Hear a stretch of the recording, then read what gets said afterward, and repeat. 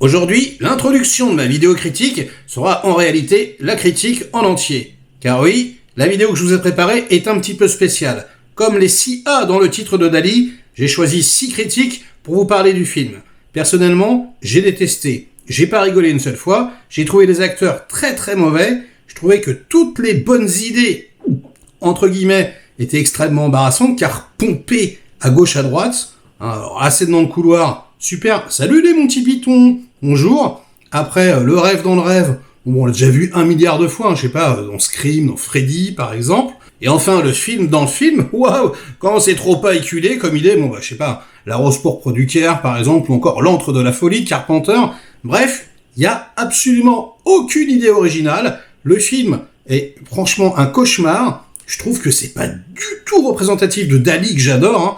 Et même la musique de la moitié des Daft Punk, bah, j'ai envie de vous dire, c'est que la moitié des Daft Punk, hein. Et ça se sent. Bref, ce sera tout pour aujourd'hui. Et maintenant, regardez une critique alternative, peut-être un petit peu plus positive et intéressante que la mienne. Allez, ciao.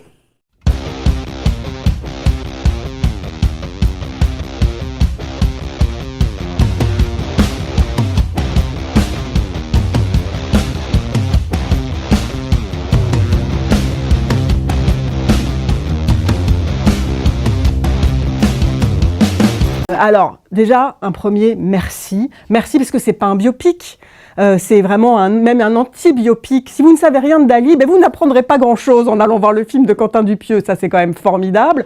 Il n'y a pas une date, il n'y a pas un effet Wikipédia. Et puis alors, on échappe à la mode contemporaine qui serait de raconter non pas Dali, mais la femme de Dali, puisque c'est ce que font un biopic sur 2 maintenant. Et donc, voilà, c'est vraiment une idée, une image, un portrait de Dali, je dirais la traduction de Dali au cinéma. Je vais peut-être bien vous parler d'une œuvre exceptionnelle, ce film intitulé Dali, qui sur le papier est l'antithèse totale de Yannick. Yannick qui jouait sur le dépouillement, sur le fait de réduire le dispositif, de pas tomber particulièrement dans le surréalisme. Non, là, Dali, c'est à pleine balle. Là, c'est un TGV à 300 sur l'autoroute du bordel. Il s'agit là d'un des réalisateurs français qui me passionne le plus actuellement. J'attendais donc sa nouvelle œuvre avec impatience, d'autant plus qu'elle était donc centrée sur ce génie de la peinture, mais pas que, Salvador Dali. Et alors, ici, pour l'interpréter, il n'y a pas un acteur, mais 6 en tout.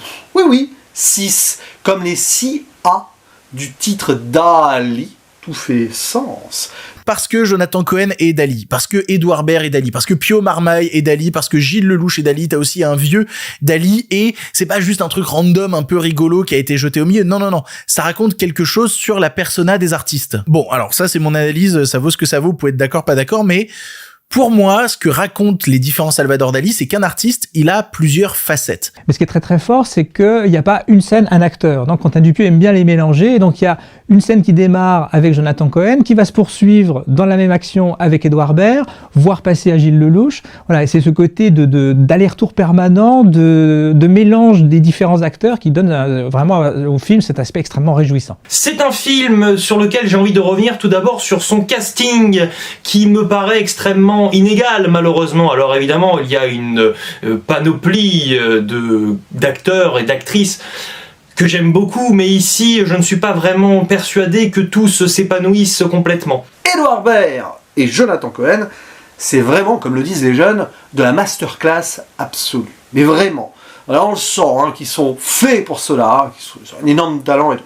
Après les autres, on les voit moins, donc c'est plus difficile à juger. Tout le pitch, c'est Anaïs de Moustier qui veut interviewer Dali, et Dali qui va tout faire pour que l'interview se passe pas, jusqu'à ce qu'elle commence à développer un véritable documentaire autour de Dali, accompagné d'un producteur qui est joué par Romain Duris. Et évidemment, elle est un peu gaffeuse, elle est un peu maladroite, et en plus, elle a quand même face à elle un personnage un peu compliqué, ultra mégalo. Alors évidemment, ici non, ce n'est pas un documentaire ni un biopic sur Salvador Dali. C'est plus un hommage absolu sur un auteur surréaliste que Dupieux affectionne particulièrement, et ça se sent.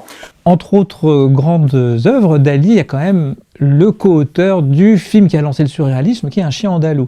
Et il y a, c'est ça qui est très drôle à voir dans le film, c'est de repérer les allusions à différentes œuvres de Dali, et notamment à ses films, et surtout au film, Le Chien andalou a été co-réalisé par Louise Buñuel, et c'est un film où il y a énormément d'allusions au cinéma de Louise Buñuel, parfois très transparentes, parfois beaucoup plus cryptées. Oui, c'est un film surréaliste, après tout, hein, on s'y attendait. À un moment même, on est carrément happé en dehors de l'intrigue principale par ce dîner, ce prêtre qui raconte son rêve à Dali, un rêve dans le rêve dans le rêve, qui tourne, et j'en dis pas plus, mais forcément c'est là où on revient un peu dans le réalité, pas dans la réalité, mais dans le réalité de Dupieux, sur certaines... où on se mélange tout, et où les personnages peuvent même se poser la question s'ils sont vraiment réels ou s'ils sont dans un rêve. Après tout, la vie peut être un rêve. Hein. Il y a un petit côté David Lynch, quoi. Et j'ai beaucoup entendu de comparaisons avec réalité. Je trouve que contrairement à réalité, Dali est beaucoup plus accueillant, beaucoup moins austère. Et ça se voit dès la première scène du film. Le premier plan du film, c'est Anaïs de Moustier qui s'exprime face caméra, qui accueille les spectateurs. Elle est là pour leur donner les règles, elle est là pour leur donner les codes. T'es pas juste jeté à l'intérieur de cet univers sans bouée. Et c'est pas moins radical qu'avant, je trouve que c'est au contraire beaucoup plus réfléchi sur le travail de gradation à effectuer pour nous faire petit à petit rentrer dans un univers, puis nous perdre dans ce même univers. Comment raconter l'univers de la persistance de la mémoire, qui est peut-être le tableau le plus célèbre de Salvador Dali, celui qu'on appelle communément des montres molles. Eh ben, en donnant une idée molle du temps, c'est-à-dire qu'il va pas du tout le montrer en train de peindre le tableau, il va pas du tout gloser sur le tableau, il va transposer complètement Dupieux cette idée de mollesse du temps et d'élasticité. Il va faire une séquence qui se déroule dans un hôtel où Dali marche.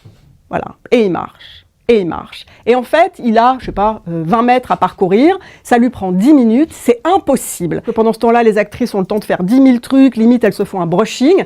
Et ben avec ça, cette simple séquence de Dali qui marche dans un couloir, tout à coup on est propulsé dans l'univers, dans la peinture mentale de Dali. Par ailleurs, je case aussi quelques petites limites comiques. Je trouve que tout l'humour autour des femmes, pour se la jouer un peu, regardez, en ce moment, le monde est peut-être un peu plus progressiste et on réfléchit un petit peu plus à la cause féministe. Vas-y que je prends le truc à contre-pied et j'essaie de faire rire. J'ai trouvé ça extrêmement bas de plancher. Pas très marrant, ça pour le coup, j'étais assez dérangé par ce qui se passait. Alors ceux qui prétendent, et moi je ne sais pas, hein, mais que Dupieux est assez misogyne, bah là honnêtement, avec ce film, moi j'en sais rien, mais on peut pas vraiment leur donner tort, j'ai trouvé ça un peu bizarre, honnêtement. Je suis désolé, hein, je me suis beaucoup concentré sur l'analyse du film, mais sinon j'aurais vraiment répété des banalités, quoi. J'aurais commencé à dire oui, la mise en scène est absolument dingue, ça joue super bien, y a pas un seul Dali qui est mauvais, tout le monde est super. Oui, il y a des petits détails d'anormalité que j'adore dans le film, il me fait autant rire que le film m'émeut. Mais c'est pas ça le sujet, en fait. Dali, c'est un film qui hurle de faire des trucs. Et de les faire avec du panache. Et une moustache. Voilà. Je trouve ça génial. C'est un plaisir que début février, savoir déjà que ce film-là sera dans mon top 10 de fin d'année. Allez voir Dali. Je trouve que c'est une très très grande réussite. Voilà.